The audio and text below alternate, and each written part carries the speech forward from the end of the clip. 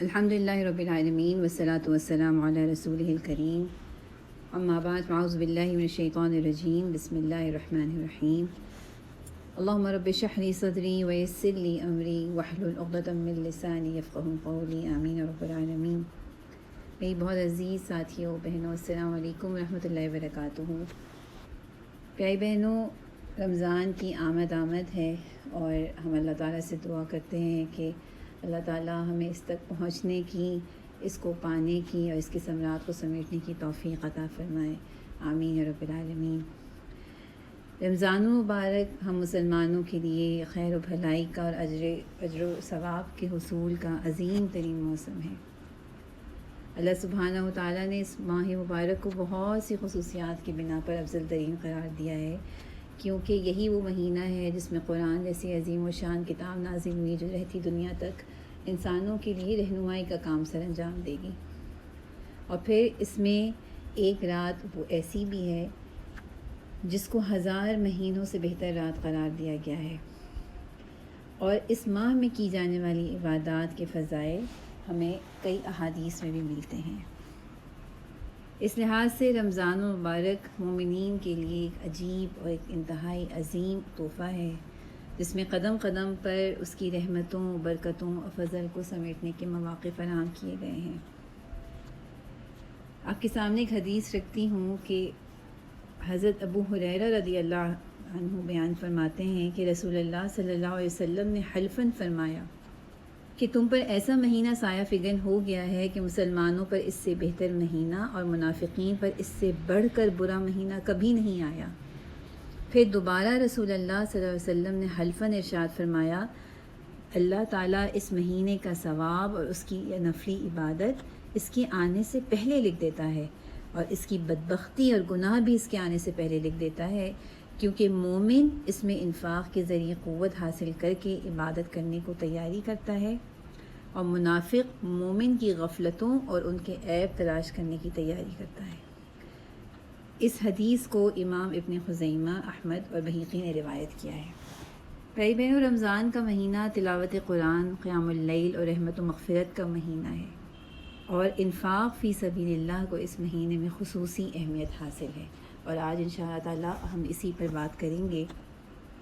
اللہ کی راہ میں خرچ کرنا ایک اعلیٰ درجے کی نیکی ہے، اور اس کے لیے قرآن و حدیث میں ہم دیکھتے ہیں کہ مختلف انداز سے اللہ تعالیٰ نے بار بار توجہ دلائی ہے۔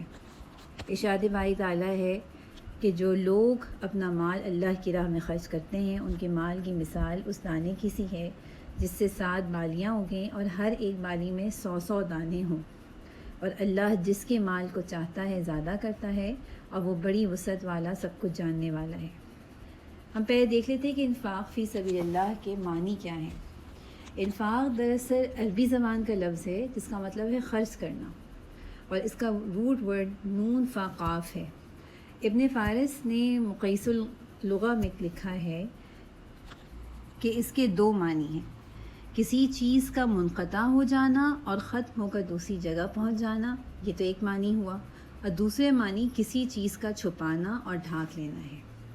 اور جب انفاق فی سبیل اللہ کہا جائے گا تو دراصل پہلے معنی لیے جائیں گے، یعنی کسی چیز پر سے جو صدقہ یا خیرات کے لیے مختص کر دی گئی ہو، اس پر سے اپنی اونرشپ یا ملکیت کو ختم کر دینا، یعنی اپنی ملکیت ختم کر کے دوسرے کے حوالے کر دینا۔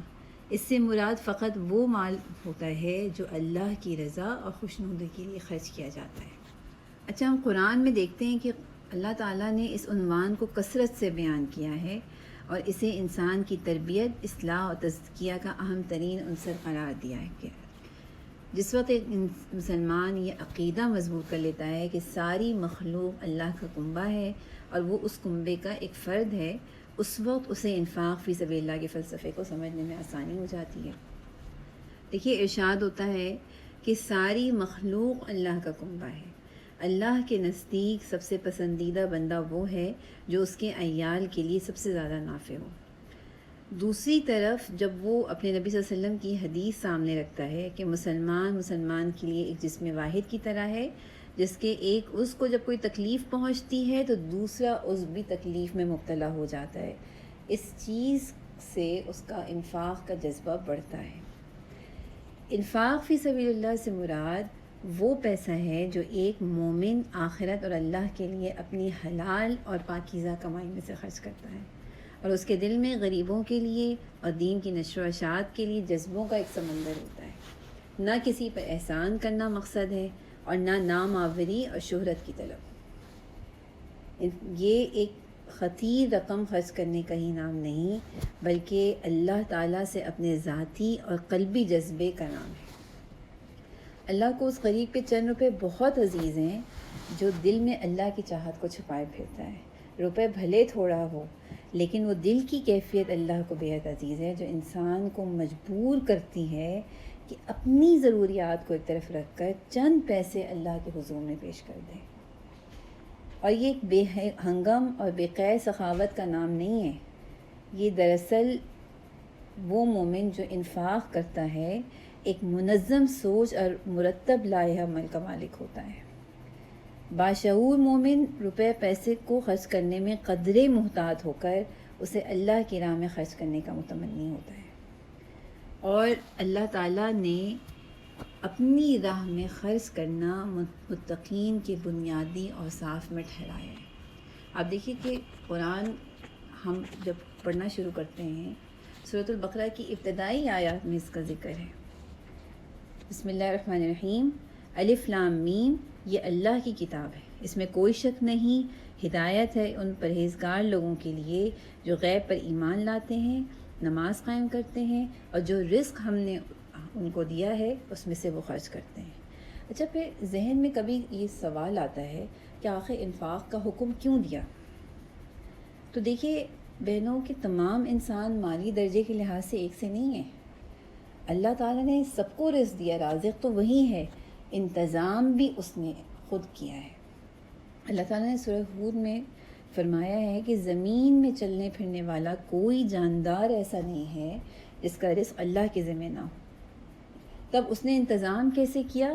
اس نے یہ لازم کیا کہ جس کے پاس ضرورت سے زائد ہو وہ اپنے مال کا ایک حصہ ان لوگوں پر خرچ کرے گا جن کے پاس ضرورت سے کم ہے، اور اس طرح اللہ نے اپنے مخلص بندوں کو انفاق فی سبیل اللہ کی تلقین کی ہے۔ ہم دیکھتے ہیں قرآن حکیم میں تقریباً 150 مقامات پر خرچ کرنے کا حکم آیا ہے، اور 17 مرتبہ مسلمانوں کو انفاق فی سبیل اللہ کا حکم دیا ہے کہ جو مال تمہاری چند روزہ زندگی میں تم کو نصیب ہوا ہے اور جسے تم چھوڑ کر چلے جاؤ گے دنیا سے، اس کو اللہ کے راستے میں خرچ کر کے آخرت کا سامان تیار کرو۔ سورۃ الحدید میں دیکھیے بالخصوص اللہ تعالیٰ نے فرمایا، اللہ اور اس کے رسول صلی اللہ علیہ وسلم پہ ایمان لاؤ اور اس میں سے خرچ کرو جس میں اس نے تمہیں اپنا خلیفہ بنایا ہے، پس تم میں سے جو لوگ ایمان لائیں گے اور خرچ کریں گے ان کے لیے بہت بڑا اجر ہے۔ پھر اسی طرح ایک اور جگہ پہ اللہ تعالیٰ نے فرمایا، یہ سورۃ المنافقون کی آیات ہے، کہ جو رزق ہم نے تمہیں دیا ہے اس میں سے خرچ کرو قبل اس کے کہ تم میں سے کسی کی موت کا وقت آ جائے، اور اس وقت وہ کہے کہ اے میرے رب، کیوں نہ تو نے مجھے تھوڑی سی مہلت اور دے دی کہ میں صدقہ دیتا اور سارے لوگوں میں شامل ہو جاتا۔ حالانکہ جب کسی کی مہلت عمل پوری ہونے کا وقت آ جاتا ہے تو اللہ اس کو ہرگز مزید مہلت نہیں دیتا، اور جو تم کچھ کرتے ہو اللہ اس سے باخبر ہے۔ اسی طرح ایک اور جگہ پہ اللہ تعالیٰ نے اپنے آپ کو زمین و آسمان کی میراث کا مالک قرار دے کر بڑے اچھے انداز میں انفاق فی سبیل اللہ کی ترغیب دی ہے۔ اللہ تعالیٰ نے فرمایا کہ تمہیں کیا ہو گیا ہے کہ تم اللہ کی راہ میں خرچ نہیں کرتے، حالانکہ آسمانوں اور زمین کی ساری ملکیت اللہ ہی کی تو ہے۔ اس کے دو مطلب ہیں اور دونوں ہی یہاں پر مراد ہیں، کہ تمہارے مال جو تمہارے پاس ہے یہ اصل میں تمہارے ذاتی تو نہیں ہے، بلکہ یہ تو اللہ کا بخشا ہوا مال ہے، تم اس کے خود مالک نہیں ہو، اللہ نے اپنے خلیفہ کی حیثیت سے تمہارے تصرف میں یہ دیا ہے، اور نائب کا یہ کام نہیں ہے کہ مالک کے مال کو مالک ہی کے کام میں خرچ کرنے سے جی چرائے۔ اور دوسری بات کیا ہے کہ یہ مال نہ تمہارے پاس پہلے کبھی تھا نہ آئندہ کبھی رہے گا، کل یہ کچھ دوسروں کے پاس تھا، آج تمہارے ہاتھ میں ہے، اور پھر اللہ نے تمہیں اس کا جانشین بنا کر تمہارے حوالے کیا۔ پھر ایک ایسا وقت آئے گا کہ یہ تمہارے پاس بھی نہیں رہے گا، کچھ دوسرے لوگ تمہارے جانشین بن جائیں گے، اور اس عارضی جانشینی کے وقت میں اسے اللہ کے کام میں خرچ کرو تاکہ آخرت میں اس کا مستقل اور دائمی اجر تمہیں حاصل ہو۔ پھر ایک جگہ اللہ تعالیٰ کا فرمان ہے کہ اپنے مال خرچ کرو، یہ تمہارے ہی لیے بہتر ہے، اور جو اپنے دل کی تنگی سے محفوظ رہ گئے بس وہی فلاح پانے والے ہیں۔ اللہ تعالیٰ اہل ایمان کو یہ بتاتا ہے کہ انفاق کی راہ میں رکاوٹ بخیلی اور تنگ دلی ہے، اور یہ ایک ایسی مصیبت ہے جو انسان کے ساتھ لگی رہتی ہے۔ اصل میں سعادت مند وہ ہے جو اس بخل سے نجات پا گیا، اور جو بچا لیا گیا یہ وہ آدمی، وہ شخص یہ سمجھے کہ دراصل اللہ کا خاص فضل و کرم ہے جو اس کے اوپر اللہ نے کیا ہے۔ انفاق کی دو قسمیں ہیں، اور اس میں ایک تو واجب ہے اور دوسری مستحب۔ واجب میں یعنی کیا خرچ کرنا، جو فرض ہے خرچ کرنا وہ اپنے ذات پر، اپنی اولاد پر اور گھر والوں پر خرچ کرنا، اور مال میں صاحب نصاب ہونے کی صورت میں فرض زکوٰۃ ادا کرنا ہے۔ یہ تو ہو گئی واجب انفاق۔ اور دوسرا ہے مستحب، اس میں نفلی صدقات ہیں، نیکی کے مختلف راستوں میں خرچ کرنا، فقراء و مساکین کو دینا، حاجت مندوں، بیواؤں اور یتیموں پر خرچ کرنا، پھر اللہ کے دین اور اس کے نفاذ کے لیے خرچ کرنا، یہ سب مستحب ہے۔ اچھا پھر دیکھیے اللہ تعالیٰ نے سورۃ البقرہ میں ایک بہت ہی خوبصورت انداز میں نیکی کا تصور دیا کہ نیکی کیا ہے۔ اللہ تعالیٰ نے فرمایا کہ نیکی یہ نہیں ہے کہ تم نے اپنے چہرے مشرق کی طرف کر لیے یا مغرب کی طرف، بلکہ نیکی یہ ہے کہ آدمی اللہ کو اور یوم آخر اور ملائکہ کو اور اللہ کی نازل کی ہوئی کتاب اور اس کے پیغمبروں کو دل سے مانے، اور اللہ کی محبت میں اپنا دل پسند مال رشتہ داروں اور یتیموں پر، مسکینوں اور مسافروں پر، مدد کے لیے ہاتھ پھیلانے والوں پر اور غلاموں کی رہائی پر خرچ کرے، نماز قائم کرے اور زکوٰۃ دے، اور نیک وہ لوگ ہیں کہ جب عہد کریں تو اسے وفا کریں، اور تنگی مصیبت کے وقت میں اور حق و باطل کی جنگ میں صبر کریں۔ یہ ہے راست باز لوگ، اور یہی لوگ متقی ہیں۔ یعنی نیکی کا ایک بہت واضح تصور اللہ تعالیٰ نے اس آیت میں ہمیں دیا ہے۔ یعنی نیکی میں اللہ تعالیٰ کے راستے میں اپنے محبوب ترین مال یا دل پسند مال خرچ کرنا بھی شامل ہے۔ اسی چیز کو سورہ آل عمران میں اللہ تعالیٰ نے ایسے فرمایا کہ تم نیکی کو نہیں پہنچ سکتے جب تک اپنی وہ چیزیں فی سبیل اللہ خرچ نہ کرو جنہیں تم عزیز رکھتے ہو، اور جو خرچ بھی تم کرو گے اللہ اس سے بے خبر نہیں ہوگا۔ اور صرف خرچ کرنے کی تاکید نہیں ہے، بلکہ اللہ تعالیٰ اپنا وعدہ بار بار قرآن میں دہراتا ہے کہ وہ اس کو بڑھ چڑھ کر واپس کرے گا۔ بہت مشہور آیت ہے، من ذا الذی یقرض اللہ قرضا حسنا فیضاعفہ لہ اضعافا کثیرہ۔ کون شخص ہے جو اللہ تعالیٰ کو قرض حسن دے تاکہ اللہ تعالیٰ اسے کئی گنا بڑھا چڑھا کر واپس کرے۔ یعنی اللہ تعالیٰ نے محتاج بندوں کی ضرورتوں میں خرچ کرنے کو اللہ تعالیٰ کو قرض دینا قرار دیا، حالانکہ اللہ تعالیٰ تو بے نیاز ہے، وہ تو خود ہی مال و دولت کا پیدا کرنے والا ہے اور ساری ضرورتوں کو پورا کرنے والا ہے۔ حضرت عبداللہ بن مسعود رضی اللہ تعالیٰ عنہ فرماتے ہیں کہ جب قرض حسن سے متعلق آیت قرآن کریم میں نازل ہوئی تو ایک صحابی تھے حضرت ابو الدحداح انصاری، یہ نبی کریم صلی اللہ علیہ وسلم کی خدمت میں حاضر ہوئے اور کہنے لگے کہ یا رسول اللہ، کیا اللہ تعالیٰ ہم سے قرض مانگتا ہے؟ آپ نے فرمایا ہاں۔ تو وہ عرض کرنے لگے اپنا ہاتھ بڑھائیے۔ رسول صلی اللہ علیہ وسلم نے اپنا ہاتھ بڑھایا تو ان انصاری صحابی نے معاہدے کے طور پر رسول صلی اللہ علیہ وسلم کا ہاتھ پکڑ کر عرض کیا کہ یا رسول اللہ، میں نے اپنا باغ اپنے اللہ کو قرض دے دیا، ان کے اس باغ میں کھجور کے 600 درخت ہیں، اور اسی باغ میں ان کی بیوی بچے بھی رہتے تھے۔ وہ یہاں سے اٹھ کر اپنے باغ گئے اور اپنی بیوی سے آواز دے کر کہا کہ چلو اس باغ سے نکل چلو، یہ باغ تو میں نے اپنے رب کو دے دیا۔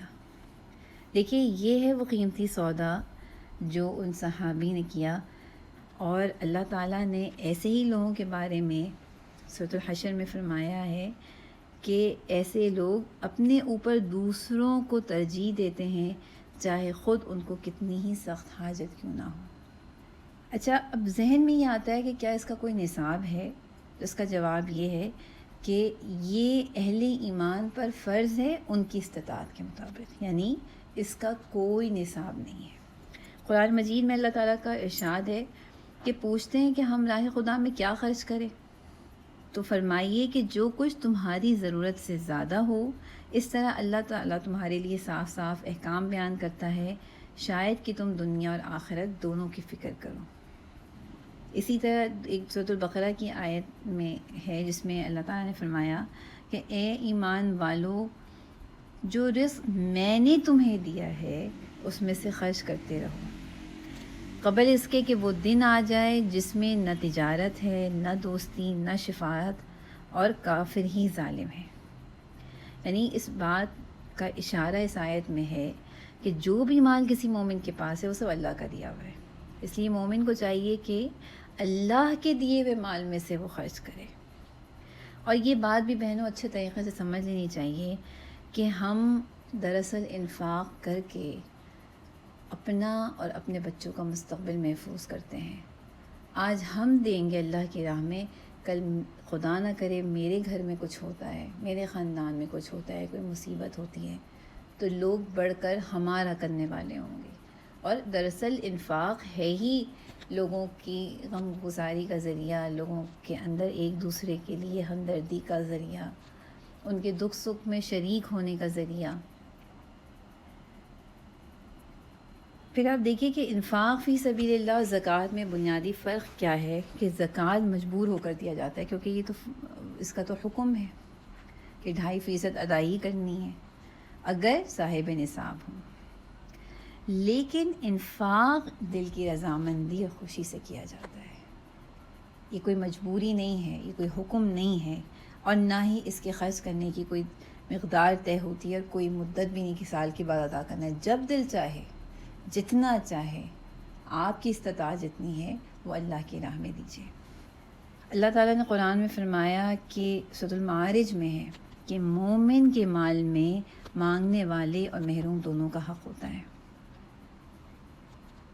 لہٰذا یہ مومن کی ذمہ داری ہے کہ جس کا حق ہے اس کا حق اسے ادا کرے، اور کوئی مانگنے والا دروازے پہ آئے تو اسے جھڑکنے کے بجائے اس کا احسان مانے کہ وہ خود اس کے دروازے پہ چلا آیا ہے۔ اللہ کی راہ میں خرچ کرو اور اپنے ہاتھوں کو خود سے ہلاکت میں نہ ڈالو، احسان کا طریقہ اختیار کرو، بے شک اللہ تعالیٰ محسنوں کو پسند فرماتا ہے۔ اچھا، اب انفاق کے کچھ آداب بھی ہیں جن کا خیال رکھنا ضروری ہے۔ دیکھیے، کوئی اگر انسان آداب کا خیال رکھتا ہے تو کسی بھی کام کو وہ طریقے سلیقے سے کرے گا اور اس کو خوبصورت بنائے گا۔ تو انفاق ایسی چیز ہے جس کے اپنے بھی کچھ آداب ہیں۔ پہلی چیز تو یہ کہ اس میں اخلاص بہت ضروری ہے، یعنی خالصتاً اللہ کی رضا کے لیے اللہ کے راستے میں خرچ کیا جائے، اسی کی خوشنودی کا طلبگار ہو، اور اس کی نیت جو ہے وہ صاف ہو، کسی جذبے کی ملاوٹ نہ ہو، کوئی ریاکاری نہ ہو، نہ ہی اس بات کی خواہش ہو کہ لوگوں میں اس کا تذکرہ کیا جائے گا۔ اللہ تعالیٰ نے فرمایا کہ جو لوگ اپنے مال محض اللہ کی رضا جوئی کے لیے دل کے پورے ثبات و قرار کے ساتھ خرچ کرتے ہیں، ان کے خرچ کی مثال ایسے ہے جیسے کسی سطح مرتفع پر ایک باغ ہو، اگر زور کی بارش ہو جائے تو دگنا پھل لائے، اور اگر زور کی بارش نہ بھی ہو تو ایک ہلکی پھوار ہی اس کے لیے کافی ہو جائے۔ جو تم کرتے ہو سب اللہ کی نظر میں ہے۔ دیکھیے، اسی طرح ایک حدیث ہے جس میں نبی صلی اللہ علیہ وسلم نے فرمایا کہ قیامت کے دن اس سخی شخص کی سخاوت قبول نہ کی جائے گی جس نے لوگوں میں ناموری کی خاطر اپنا مال خرچ کیا ہوگا، اور اسے فرشتے منہ کے بل گھسیٹتے ہوئے جہنم میں پھینک دیں گے۔ یعنی نیت کا خالص ہونا، اخلاص ہونا اس کی پہلی شرط ہے۔ پھر یہ کہ یہ انفاق کر کے احسان نہ جتایا جائے اور نہ اذیت دی جائے، یعنی انفاق کرنے والا حاجت مندوں کی عزت نفس کا خیال رکھے اور ان کا اکرام کرے، اور اس کو کم ظرف نہیں ہونا چاہیے۔ اللہ تعالیٰ کا ارشاد ہے کہ اے ایمان والو، اپنے صدقات کو احسان جتا کر اور دکھ دے کر اس شخص کی طرح خاک میں نہ ملا دو جو اپنا مال محض لوگوں کو دکھانے کو خرچ کرتا ہے اور نہ اللہ پر ایمان رکھتا ہے اور نہ آخرت پر۔ اس کے خرچ کی مثال ایسی ہے جیسے ایک چٹان تھی جس پر مٹی کی تہ جمی ہوئی تھی، اس پر جب زور کمی برسا تو ساری مٹی بہہ گئی اور صاف چٹان کی چٹان رہ گئی۔ اچھا، تیسری چیز یہ ہے کہ پاکیزہ مال میں سے انفاق کیا جائے۔ اللہ تعالیٰ دیکھیے خود پاک ہے اور پاک مال ہی کو پسند کرتا ہے۔ اللہ تعالیٰ کا ارشاد ہے کہ اے لوگو جو ایمان لائے ہو، جو مال تم نے کمائے ہیں اور جو ہم نے تمہارے لیے زمین سے نکالا ہے، اس میں سے بہتر حصہ اللہ کی راہ میں خرچ کرو۔ ایسا نہ ہو کہ اس کی راہ میں دینے کے لیے بری سے بری چیز چھانٹنے کی کوشش کرنے لگو، حالانکہ وہی چیز اگر کوئی تمہیں دی جائے تم ہرگز اسے لینا گوارا نہ کرو گے، الا یہ کہ اس کو قبول کرنے میں تم اغماض برت جاؤ۔ یعنی دیکھیے ہمارا کیا حال ہو جاتا ہے نا کہ کپڑے پرانے ہو گئے ہیں، فیشن ختم ہو گیا، چلو یہ کسی کو دے دیتے ہیں، چلو کوئی دوسرا پہن لے گا، صدقہ ہو گیا بھائی۔ یہ کھانا آج مطلب کل کا تھا، اب آج تو نہیں کھایا جائے گا، چلو کسی غریب کو دے دیا جائے، یہ صدقہ ہو گیا۔ تو وہ چیز جو مجھے اپنے ہی لیے پسند نہیں ہے، وہ کیا اللہ کی راہ میں دینا مجھے گوارا کرنا چاہیے؟ وہ تو محبوب ترین مال نہ ہوا۔ تو وہ مال دیا جائے جو میں اپنے لیے بھی پسند کروں۔ پھر ایک چیز یہ کہ انفاق میں اعتدال ہو، کہ یہ مال جو ملا ہے انسان کو، یہ امانت کے طور پہ ملا ہے، وہ اس کا خلیفہ بنایا گیا ہے۔ جب وہ اسے خرچ کرے تو اعتدال سے خرچ کرے، نہ بخل کرے اور نہ ہی اسراف کرے۔ اللہ تعالیٰ نے سورۃ الفرقان میں فرمایا ہے اور یہ خاصیت بیان کی مومنین کی کہ جو خرچ کرتے ہیں تو نہ تو فضول خرچی کرتے ہیں اور نہ ہی بخل، بلکہ ان کا خرچ دونوں انتہاؤں کے درمیان اعتدال پر قائم رہتا ہے۔ خاموشی سے انفاق کیا جائے۔ اچھا، انفاق اگر اعلانیہ کیا جائے تو وہ بھی اللہ کو قبول ہے، لیکن خاموشی سے اگر دیا جائے تو وہ زیادہ اللہ کے نزدیک پسندیدہ ہے۔ اللہ تعالیٰ فرماتے ہیں کہ تم نے جو کچھ بھی خرچ کیا ہو اور جو نظر بھی مانی ہو، اللہ کو اس کا علم ہے اور ظالموں کا کوئی مددگار نہیں۔ اگر اپنے صدقات کو علانیہ دو تو یہ بھی اچھا ہے، لیکن اگر چھپا کر حاجت مندوں کو دو تو یہ تمہارے حق میں زیادہ بہتر ہے۔ تمہاری بہت سی برائیاں اس طرز عمل سے محو ہو جاتی ہیں اور جو کچھ تم کرتے ہو اللہ اس سے باخبر ہے۔ اچھا دیکھیے، اس کے بعد آپ دیکھیے شیطان اپنا کام شروع کرتا ہے اور دل میں وسوسے ڈالتا ہے، اور اللہ تعالیٰ کی اس کی بندوں کے لیے محبت کا کیا کہنا ہے کہ اللہ تعالیٰ نے جو اس کے بندوں کا دشمن ہے، اس کے حربوں کا بھی اللہ تعالیٰ نے بندوں کو اس سے باخبر کیا۔ اللہ تعالیٰ فرماتے ہیں کہ الشیطان یعیدکم الفقر، کہ شیطان تمہیں مفلسی سے ڈراتا ہے۔ پھر فرمایا کہ وَيَأْمُرُكُمْ بِالْفَحْشَاءِ، اور شرمناک طرز عمل اختیار کرنے کی ترغیب دیتا ہے۔ وَاللَّهُ يَعِدُكُمْ مَغْفِرَةً مِّنْهُ وَفَضْلًا وَاللَّهُ وَاسِعٌ عَلِيمٌ، مگر اللہ تمہیں اپنی بخشش اور فضل کی امید دلاتا ہے، اللہ بڑا فراخ دست اور دانا ہے۔ دیکھیے یہ بہت ہی اہم بات ہے کہ جب کوئی شخص اللہ کے راہ میں دینے کی نیت کرتا ہے تو پھر شیطان آ کر اس کو بہکانے کی کوشش کرتا ہے، بار بار وسوسے ڈالے گا کہ بھائی اگر تم خرچ کرو گے تو تمہارا پیسہ کم ہو جائے گا، ایسا نہ ہو کہ تم پر جو ہے وہ کل برا وقت آ جائے، بچوں کی فیسیں، ان کی شادیاں، ان کا کاروبار، تو یہ تو وہ کیسے ہوگا، یہ سب اگر سب غریبوں کو ہی دیتے جاؤ گے تو بچوں کو کیا ملے گا، اور آج تو تمہارے پاس ہے، کل ہو سکتا ہے تمہارے پاس نہ ہو۔ تو یہ سب اس کے دل میں وسوسے ڈالتا ہے، اور شیطان نے تو اسی کام کی قسم کھائی ہے نا، اس نے تو کہا ہی یہی تھا کہ تیری عزت کی قسم میں ان سب لوگوں کو بہکا کر رکھوں گا، اور ان کو دائیں طرف سے آؤں گا، ان کے بائیں طرف سے آؤں گا، ان کے اوپر سے آؤں گا، ان کو نیچے سے آؤں گا، ان کے سامنے سے آؤں گا، ان کے پیچھے سے آؤں گا، اور ان کو بہکاؤں گا میں۔ تو ایک تو یہ بات، دوسرا اس کا حربہ یہ ہوتا ہے کہ اچھا اگر تم جو ہے وہ یعنی مال جو ہے وہ تم ایسے ایسے کاموں پہ خرچ کر سکتے ہو جس سے تمہیں کچھ انجوائمنٹ ملے۔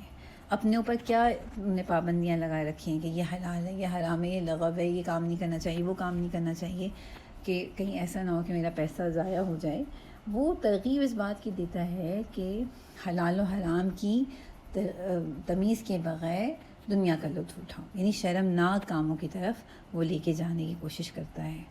یعنی یہ اس کا حربہ ہے کہ اگر تم مال خرچ ہی کرنا چاہتے ہو تو اپنی انجوائمنٹ کے لیے ایسی چیزوں پہ خرچ کرو جس سے تمہیں کچھ مزہ بھی ملے. پھر اگر انسان جو ہے وہ بڑی محنت کر کے انفاق کر بھی دیتا ہے تو اب پھر بھی وہ شیطان چین سے نہیں بیٹھتا. وہ کہتا ہے کہ تم کسی کے سامنے اس کا تذکرہ تو کرو, کسی کو خبر تو کرو, کچھ پتہ تو چلے کہ لوگوں معلوم ہو کہ بھئی یہ کتنے سخی ہیں, ان کی کتنا اللہ کی راہ میں دیتے ہیں.